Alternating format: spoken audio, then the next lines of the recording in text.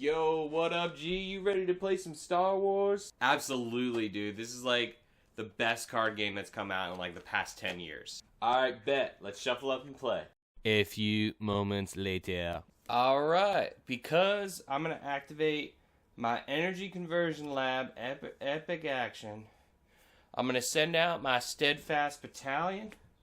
It's going to get +2 because I control my leader and ambush. I'm going to send it into your Guardian, dealing 5 damage to your base and ending the game. So let me get this straight. Your base allows you to ambush a unit, deal 5 damage to my base, kill one of my units, and I get a shield? How is that balanced? Greetings, Internet. DDA here, and has ECL hurt you? Please call the number hotline below. No, I'm just kidding. Just kidding. Look, we all know that ECL is by far the strongest base energy conversion lab for those of my new players out there. Energy conversion lab is the greatest base ability that we have seen in set 1, and I'm sure it will be setting the standard for power of bases moving forward. A lot of members of the community are calling for changes to energy conversion lab. I am one of these people, although I am of the opinion that, and I've said this several times to my friends in my play group, that we wouldn't notice energy conversion lab being so overwhelming and strong if the other bases were stronger. So in this video, we're going to be taking a look at why energy conversion lab is so strong. What can we do to the current bases to change them in order to make things more balanced? And how can we consider base balance moving forward? Now, to start out here, Energy Conversion Lab, why is it so strong? Well, so at its base, Energy Conversion Lab is giving you a 6-cost ambush once per game as an epic action. So you're going to be allowed to play one of your units from your hand, and it's going to gain the ambush ability. Now, why is this so good? Well, it's so good because it's a huge tempo swing. And what I mean by that is you're going to be able to attack with a unit that you otherwise wouldn't have been able to attack with that turn. And being that it's all the way up to 6 cost, you can do this pretty much towards the end of the game. You know, there are some games, many games, that are ending turn 5 or turn 6. So being that Energy Conversion Lab enables you to play those 6-cost units with ambush, this base is going to be relevant throughout the entirety of the game. You can use it early or you can use it late. So why is this tempo swing with Energy Conversion Lab so good? Well, it allows you to play 1 turn ahead of your opponent, right? Because normally what you're going to have to do is you're going to play units, they're going to be exhausted, and you're going to have to wait a full turn in order to utilize those units in combat. What Energy Conversion Lab allows you to do is it allows you to play 1 turn ahead of your opponent. So instead of waiting that full turn to swing with the unit you just played, you give it ambush for free and swing in, tilting the field more to your side of things. You know, you're going to have way more units than your opponent usually after you Energy Conversion Lab. Now, this ability alone probably wouldn't be overpowered, I'll be honest with you, because it is just a tempo swing. Like, you still need the card in your hand, you still need to pay for the cost of the card, you're still taking damage on the unit, so it's not like you're getting free value. However, we've seen several combos with this card that is taking it from really, really good to the overpowered state that we see it today. Those combos would be like Steadfast Battalion. Anything with Overwhelm, really. Because the limit of ambush is that you can't attack a base. Well, you circumvent that by playing a unit with ambush. Like Steadfast Battalion, K2SO. You know, these are prime ECL targets that can easily swing an entire game. And we know K2 loves having damage on him. Another combo people have been doing is using it with Consortium Star Viper to immediately get that 2 heal. You know, these combos are taking ECL from just a tempo swing to one that you can actually win the game with. So I don't think that, you know, the game designers really considered, I think when they built ECL, they were really just looking at it as, okay, this isn't giving that much raw value. It's just giving tempo. So it's probably okay. But then once we started adding combinations of cards in certain decks, it kind of took off. So I said in the beginning of the video, what can we do? What is the reason why ECL is too strong compared to the other bases, right? Because a base being strong doesn't mean it's a problem. A base being strong when compared to the other cards is when it becomes a problem. Because if the other bases were on par, on that level, and adding the same level of value that ECL was adding, we wouldn't notice. We would just think it was a choice then, which base are you going to use? They're all amazing. So the first base I want to talk about is Tarkintown, because I think Tarkintown is the second best base. If I put ECL in S tier, I would put Tarkintown in A tier. I think Tarkintown is actually pretty strong. Tarkintown is actually also a light counter to ECL, because no matter what they send out and ambush, usually you can respond with Tarkintown to kill what they just ambushed. Tarkintown is limited by the fact that it does need to be a damaged unit. However, it would be probably overpowered if the unit didn't have to be damaged, because then in aggro decks, you could just play a unit and start the game by destroying their first or second unit without anything else having been played or traded into that exchange, and that would probably be overpowered for aggro decks. So good on the designers for making sure that it is a damaged unit. Certainly we do not want that to change. Something I would maybe consider for Tarkintown, just to take it from the A tier where it's at now, up to more on the exact level of ECL, would maybe make it 4 damage to a damage unit. I don't think there's a huge difference between 3 and 4 damage. I just think that it would allow it to be more usable in the end game. I feel like Tarkintown has a very strong presence in the early and mid game, but then once units start having 6, 7, and 8 HP, it becomes less and less relevant, and you have to start trading more and more into that exchange. And I think making it 4 damage instead of 3 could have a little bit more staying power as compared to ECL. So just a simple change there to bring up Tarkintown just a little bit. Now, the next 2 bases, honestly, they're both garbage tier, and I'm going to talk about why. So both Jedha City and Security Complex already exist in the game. They do. They are actually 1-cost events that no one plays. So already we're kind of seeing the comparison of, the power level comparison of cards in the game. Like if we use the cards within the game itself to understand the power curve, we'll get a better idea of how things need to change. So both of these bases add abilities that are 1-cost events that no one plays. Okay? There is no comparison to ECL. There is no card in the game that just gives something ambush. And I know what you're going to say. But DDA, Admiral Piet is ECL. No, he's not. He is the exact opposite of ECL. He literally is the exact opposite. He is, instead of I'm going to have a dominating presence early, mid, and a little bit inside the late game, he is like, I'm going to do nothing for the first 80% of the game. So there's no comparison. There's no card in the game that gives you ECL. There are cards with ambush, but making those combos, like I mentioned earlier, nothing else does that. And then Tarkintown, we can kind of compare Tarkintown to an open fire, kind of, which is a 3-cost event. It's not exact because, of course, the unit needs to be damaged. And you're starting to see here, the comparison of power.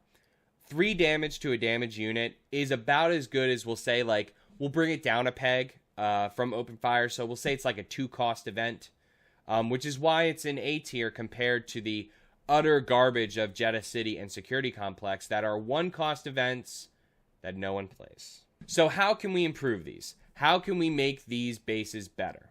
Well, let's start with Jedha City, and honestly, another thing I want to mention with Jedha City is like how you use it, and that's going to kind of start the discussion of how we can improve this base, right? How do you use this base? There's 2 ways you can kind of use it. You can use it to just mitigate damage, say, okay, I'm going to give that thing -4, and it's just going to hit me less this round. Or, which is the way you're supposed to use it, is you're supposed to give something -4 and then do a trade with one of your units take out that unit and save your unit because you gave it -4 attack, right? And if we consider the first way that I said that you can use this base by just giving -4 and then just mitigating damage that way, well, you're saving yourself 4 damage and you lost 5 HP by choosing the 25 HP base over the 30. So it is literally less efficient to do that. The only way that you're getting value out of this base is by doing a unit trade. So we know we want to do a unit trade.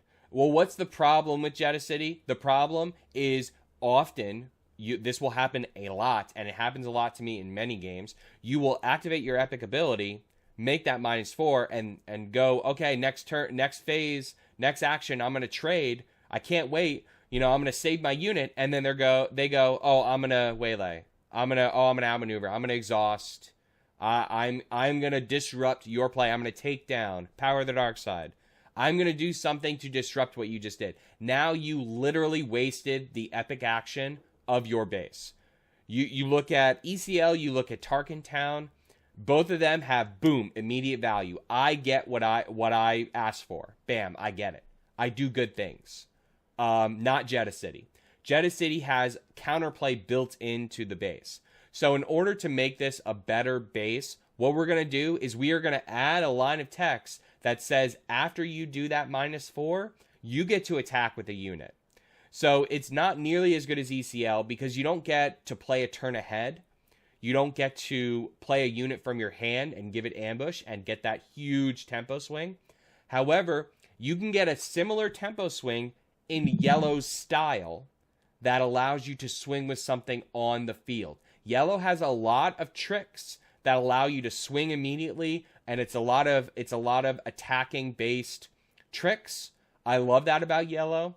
So let's add it into the base. Make it so I can use my Jedha City immediately, do that -4, and then attack with the unit immediately so my opponent cannot disrupt me. I think if you add that line of text, Jedha City instantly moves from, a D tier, probably closer to like a B tier. I don't think it would be S. Maybe it would be A, on the same level of Tarkintown. The cool thing about it then with that attack with the unit is you can actually go into the base. So you could actually use the -4 as mitigation of damage then, because then you're actually not only getting the mitigation, you're getting that -4, but you're also getting the tempo of immediately swinging, so then you could potentially claim and close out a game, late game. So it allows for multiple ways to play the base that I think would just take it from it's just unusable to really interesting. Now, what's the problem with Security Complex besides the fact that it is a base form of a one-cost event that is actually worse because I can't give a shield to my leader? So, the one-cost event can give a shield to the leader. It's better than this base. How crazy is that? How crazy is that a one-cost event is better than a 25 HP base? So how are we going to make this better? Because, especially for Security Complex's case, there is an argument to be made that this could get a little out of hand if we buff it too much early game. An early shield can really swing things if you get a really good trade, right? Because it can be like 3 damage. It can be a Tarkintown, right? It can be 3 damage that you're saving with that shield in an ideal world, like in a very, very perfect case scenario. There's a ton of counterplay to shields. 1 damage pinging effects. Anything that destroys equipment. So going with the theme of blue and knowing that there's a lot of counterplay when it comes to token equipments, shields and experience, the blue base would be way better if it also gave experience. Now, we need to be careful with this because experience is damage and it's also trading, it's also survivability. There's so much that goes into experience. Experience is probably the best thing in the game. Blue does a lot of playing with experience, and also it does a lot with shielding. And being that they're also countered by the same action, like for example, if someone bamboozles you or someone power failures you, they're going to get rid of both the shield and the experience. It has the same counterplay. So I think that it's balanced to add both of them together. However, we need to be careful because doing this early game, adding a shield and an experience is probably too good. So what we need to do is we need to put a limit. We need to put a qualifier on there. So you're always going to get the shield. You'll say, okay, you can always add that shield to the unit. However, you'll only get the experience if the unit costs 4 or more. This also adds into the slow nature of blue, because blue is very mid-gamey, very late game. A lot of the units cost a ton. So it makes sense that their base would get better and better as the game progresses. That's true for shields, but you still want to be able to use it early game. You can still get that shield early game if you want. However, in the late game then, you get this amazing ability that gives a shield and an experience. Really has a lot of staying power, because even if they counter your shield, which they will, there's so many pinging effects in the game, you still have that experience on your unit, giving you at least 1 damage. So, of course, it's kind of unreasonable for me to ask Fantasy Flight to change 2 or 3 bases instead of just changing 1. So, as a final point here to close out this video, I'm going to say, you know, these are changes that I would have made if I was on the team or a game designer for this game. This is what I would have done. Of course, hindsight is 2020. I'm not blaming the designers. It's really hard to develop a balanced game. So this is just like from the working knowledge that we've gained so far, right? But if we could turn back time, it'd be great to do these changes. However, what are we going to do moving forward for ECL? How are we going to fix this thing? I think an easy fix, because you don't want to ban it, because a lot of people, there's always this balance in game design between, do you just have a ban list, or do you do like a CRD MRP, you know, update text? And you know, people are in different buckets there. There's a lot of differences of opinion there. I tend on leaning towards more of the CRD, because hindsight is 2020 and we do gain a lot of knowledge. And the argument is, oh, casual players don't read CRD documents. Well, that's fine. Casual players play as printed, you know. ECL is not overpowered in casual play. So why are we worried about, you know, casual players not reading a CRD? So what I would change with ECL is I would bring it down way far. I would make it so it only was able to ambush 4 or less units instead of 6 or less.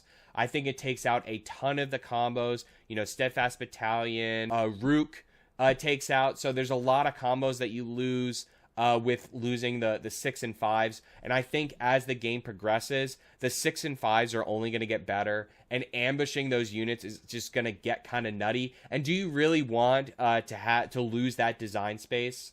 You know, moving forward in the game where you constantly need to be thinking about ECL. You know, can we print this 6-cost unit because of ECL? Just take it down a peg. Take it to 4. 4 is a lot more manageable and will be great for the health of the game. So I hope you like this video, my rebalancing of the bases. If you like this video, please hit a like and please hit subscribe for all the best gaming content. We're going to be coming out with a ton of Star Wars Unlimited videos. So if you love Star Wars, if you love Star Wars Unlimited, hit that subscribe and stay tuned. Turn your dial to Random Number Gaming for weekly updates on Star Wars Unlimited.